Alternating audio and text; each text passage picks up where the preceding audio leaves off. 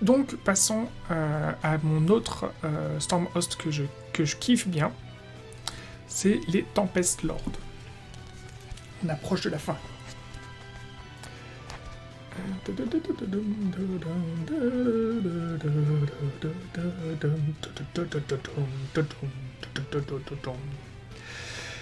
Les Tempest Lords sont non seulement des guerriers, mais aussi des dirigeants, des seigneurs et de grands stratèges nés pour commander. Là où une armée conventionnelle gagne des batailles, les Tempest Lords gagnent des guerres, créant les fondations victorieuses sur lesquelles les tours de la civilisation peuvent être rebâtis. Les corps des héros et le fracas de la foudre annoncent l'arrivée des Tempest Lords, resplendissant dans le bleu et le blanc d'Azir. Les Tempest Lords ont un aspect majestueux, que ce soit sur le champ de bataille ou sur les trônes où ils décident des sorts d'une nation. Ce sont des guerriers et des diplomates accomplis qui ont remporté de nombreuses victoires, sans effusion de sang. Les Tempest Lords cherchent toujours à donner l'exemple, et leurs chefs se battent avec encore plus d'ardeur quand leurs alliés comptent sur eux, qu'il s'agisse d'autres Stormcast éternels ou de soldats mortels. Ce noble Stormhost a déjà contribué à la création de nouvelles nations de l'ordre. Il a intégré les forces des royaumes des cieux à celles des peuples libres, a transformé des groupes hétéroclites de survivants de nations dominées en armées puissantes et motivées. Œuvrer sans relâche pour faire mentir les rumeurs affirmant que les Stormcast éternels n'étaient pas entièrement humains, du moins pour un temps. Ils sont surtout connus pour leur talent de dirigeants, leurs habiletés intellectuelles et leurs sauts de logique leur ont permis plus d'une fois de renverser le cours d'une bataille en leur faveur. Ils manient le marteau et le bouclier pour défendre leur peuple, même s'ils sont prêts à renvoyer leurs alliés à une mort certaine sans hésiter si cela peut apporter la victoire aux forces du dieu roi. J'aime bien leur lore parce que ils sont pas en train de se parer des vertus, d'être les parangons, les paladins ils sont pas en train de citer Sigmar en permanence et d'être auréolés de la gloire de Sigmar en permanence. Alors effectivement, ils sont les serviteurs de Sigmar et donc comme il s'est rappelé à la fin, effectivement, ils obéiront aux ordres de leur dieu comme quoi qu'il faille faire. Mais avant toute chose, ils ont pour intérêt de prendre en compte les intérêts des peuples. Et j'aime bien en fait qu'ils soient pas présents, qui contrairement à beaucoup d'autres, ce sont pas des purs fanatiques. Ça, je trouve ça bien. J'aime bien ça dans leur lore. Alors, leurs aptitudes. Au début de votre phase de héros, jetez un dé sur 4+, vous recevez un point de commandement supplémentaire. Bah c'est cool. Du coup, on a directement pour nous, en trait de bataille, et le bonus de la confrérie des... comment ça s'appelle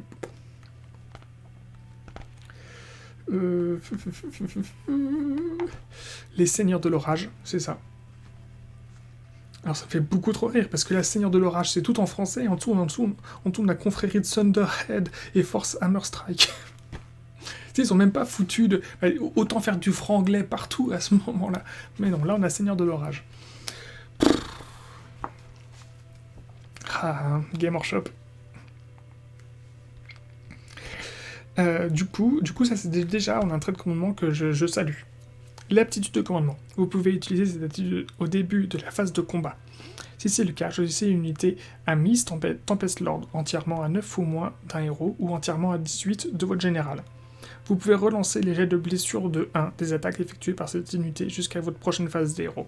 Bon, alors là, effectivement, on aurait aimé que ce soit pour le tir et pour le corps à corps, mais c'est limité au corps à corps. Mais au moins, on a une aptitude de commandement qui est un minimum utile, parce que relancer les jets de blessure de 1, c'est quand même beaucoup plus pratique, et c'est comme en général les sorts ou les aptitudes nous permettent de relancer plutôt les jets de touche, là ça permet de relancer les jets de blessure, c'est cool.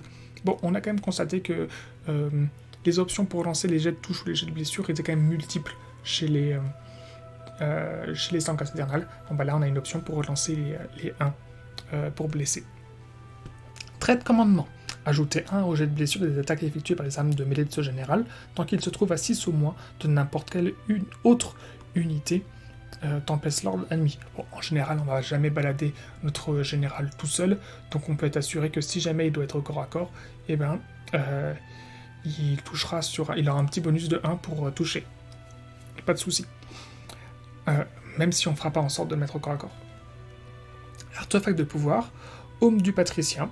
Si le porteur est sur le champ de bataille, à chaque fois que vous dépensez un point de commandement, jetez un dé. Sur 5 plus, vous recevez un point de commandement supplémentaire.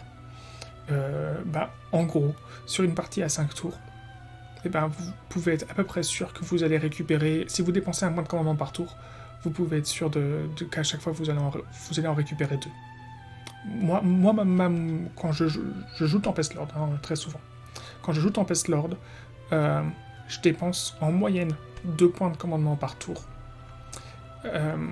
entre 2 et 3 points de commandement par tour, et je récupère 1 point de commandement à chaque fois par tour. En plus, grâce à ça. Donc c'est vraiment bien.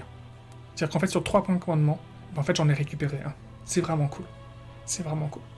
Donc en fait, là, on a eu juste avant les Celestial Warbringer, où j'ai dit que les 4 traits de bataille étaient passables ou même carrément inutiles. Et là, en fait, on a 3 traits de bataille.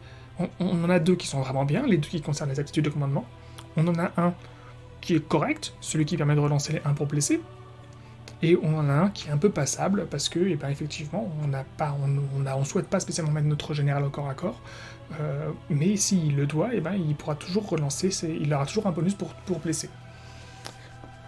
Mais, effectivement, c'est passable, quoi, c'est pas foufou. Mais, vous voyez, on a quand même un point de vue qui est quand même différent. On a 2 aptitudes qui sont très très bien, l'artefact de pouvoir et le trait de l'armée, et on a... une aptitude de commandement qui nous, en cas de besoin, on pourra toujours permettre de relancer les 1 pour blesser pour notre armée. Donc, les Tempest Lords sont caractérisés par 3 éléments. Ce sont de bons stratèges, ce sont des dirigeants, et ils utilisent les unités Angelos pour faire des frappes chirurgicales. On va donc utiliser le bataillon qui met le mieux en valeur les Prosecutors. Et pour représenter la stratégie et les attaques chirurgicales, il nous faut du sniper, beaucoup de snipers. En tant que dirigeant de cité, il est enfin tout indiqué de pouvoir utiliser un Lord Castellan. Son bonus en armure permettra d'optimiser nos Liberators avec une paire d'armes pour compenser le manque d'impact au corps à corps de notre armée. Donc, là je vous propose d'utiliser l'aile d'avant-garde, qui est le bataillon que je vous ai déjà présenté pour les Hammer of Sigmar. Mais c'est pas grave, écoutez, c'est le bataillon qui correspond également au fonctionnement des Tempest Lords. Donc 3 unités de Prosecutor, une unité de 10 Liberator et une unité de 5 Judicator.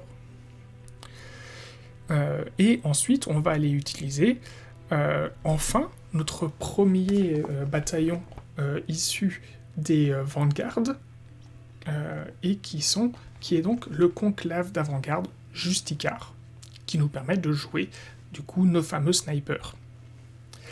Alors, l'aile d'avant-garde Angelos, je vous rappelle très rapidement ce qu'il fait. Je ne m'étends pas dessus, il permet donc au Liberator ou au Judicator, qui se trouve à 16 ou moins, mais en fait les deux, qui se trouvent à 16 ou moins d'unités de Prosecutor de ce bataillon, lorsqu'il faut un 6 pour toucher,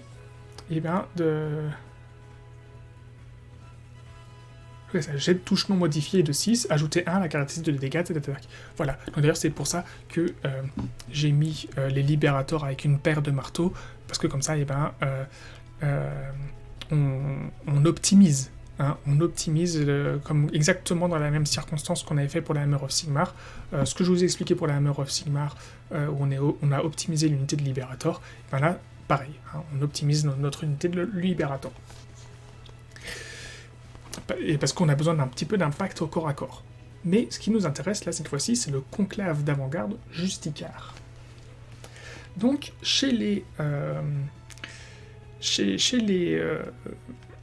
la chambre auxiliaire d'avant-garde, on n'a que 2 bataillons disponibles. Mais il faut savoir qu'à 2000 points, c'est la seule chambre auxiliaire qu'on peut jouer à 2000 points. Elle rentre à 2000 points. C'est la seule chambre, en fait, où vous pouvez jouer vos 2 bataillons de base dans la chambre auxiliaire et le faire tenir dans une armée à 2000 points. Ça vous fait une armée ultra optimisée sur le tir, parce que le bonus c'est ajouter 1 à la caractéristique d'attaque des armes à projectiles utilisées par les figurines de ce bataillon qui ne sont pas des héros. Par contre,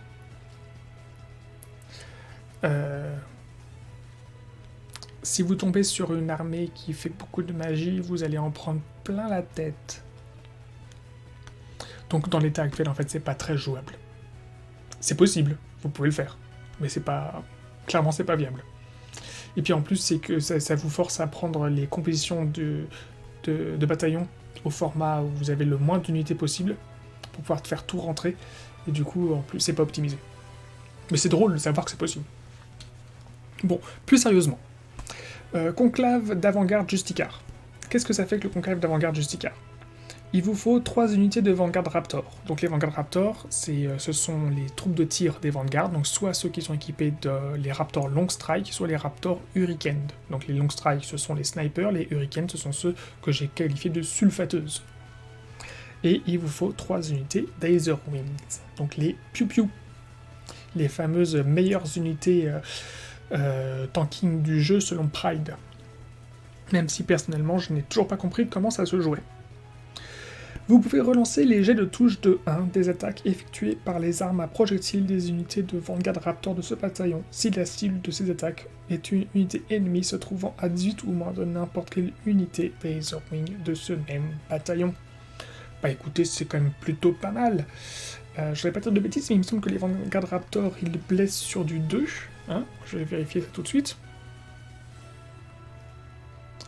Oui. Non, ils touchent sur du 2. Il touche sur du 2. Bon, écoute, en fait, en gros, ça veut dire que vos arbalètes long strike, pour ne pas toucher l'adversaire, c'est que vous faites vraiment exprès. C'est ça que ça veut dire. Mais bon, c'est pas plus mal, parce qu'en même temps, ils ont qu'un seul tir, hein, vos snipers. Perforation 2, dégâts 2, je vous rappelle. Alors, donc ouais, c'est quand même à 120 points, c'est un très bon bataillon. Hein. C'est un très très bon bataillon. C'est un bataillon qui est correct, il fait le taf. Hein. Et d'ailleurs, il me semble qu'aujourd'hui, l'option qui permet de... L'option que jouent les gens qui permet d'avoir une très bonne armée de Stormcast Eternal, c'est de jouer ce bataillon-là chez les Anvil of the Heldenhammer. Et voilà, c'est ça, aujourd'hui, le combo d'armée efficace chez les Stormcast Eternal. Donc, alors, pour pouvoir faire tenir notre armée dans nos 2000 points, je nous ai mis 2 unités de sniper et une unité de sulfateuse à 140 points. L'idée, c'est qu'en fait, je me dis qu'en fait, avoir 3 unités de sniper, c'est peut-être un peu overkill. Et... pardon. Et que du coup, vous aurez toujours l'utilité d'utiliser les 27 tirs de vos Raptor Hurricane. 27 tirs à chaque phase. Donc voilà, si vous avez en face de vous, je sais pas, quelqu'un qui a la folie d'aligner des gobelins et ce genre de conneries là, bon bah après il en a plus, tout simplement. Voilà, et puis du coup vos 3 unités d'Aether Wing à 40 points, voilà. Votre armée, un Lord Véritant et un Lord Castellan, 2 héros lanterne, mais c'est surtout l'intérêt c'est d'avoir un prêtre.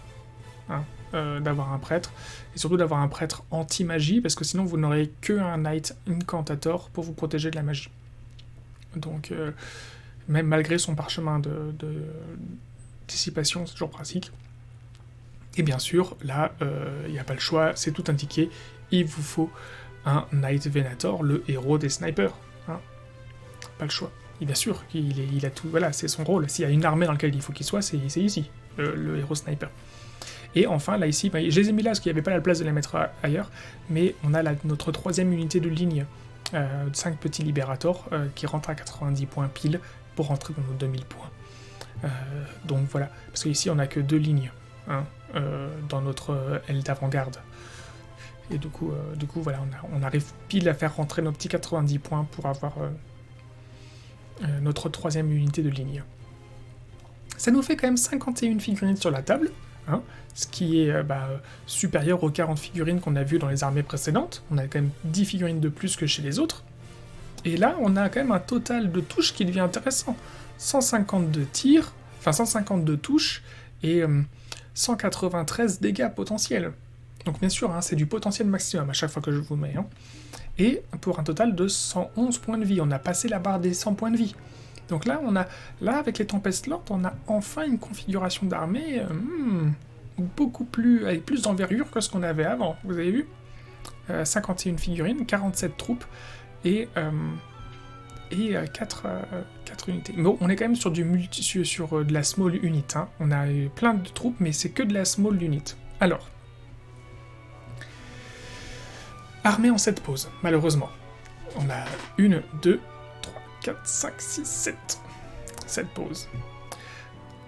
Cette armée vous fait commencer avec 3 points de commandement, et vous permettra d'en avoir en moyenne 3 de plus, sans compter ceux disponibles à chaque tour. N'hésitez pas à abuser des 5 aptitudes de commandement génériques de l'aptitude des Tempest Lord.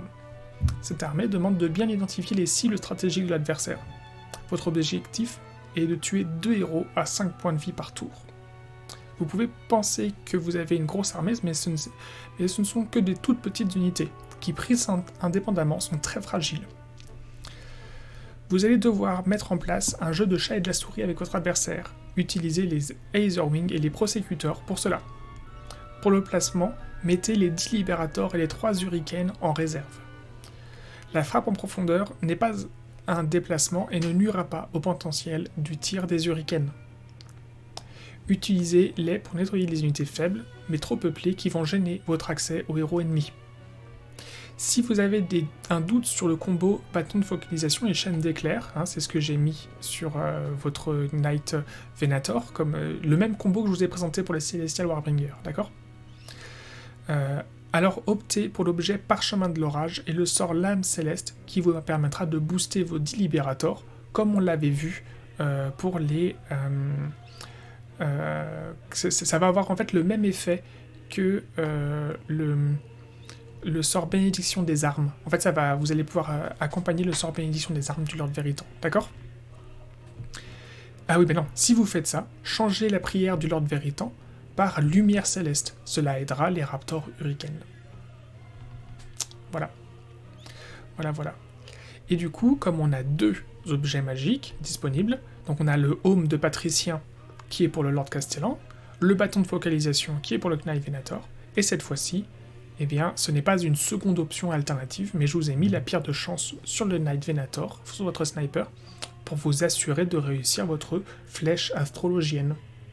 Donc votre objectif, en fait, c'est véritablement de utiliser les Libérators et votre sulfateuse pour nettoyer les troupes un peu peuplées, un peu nombreuses, qui vont servir de sac de sable pour vous donner une ligne de vue sur les héros adverses.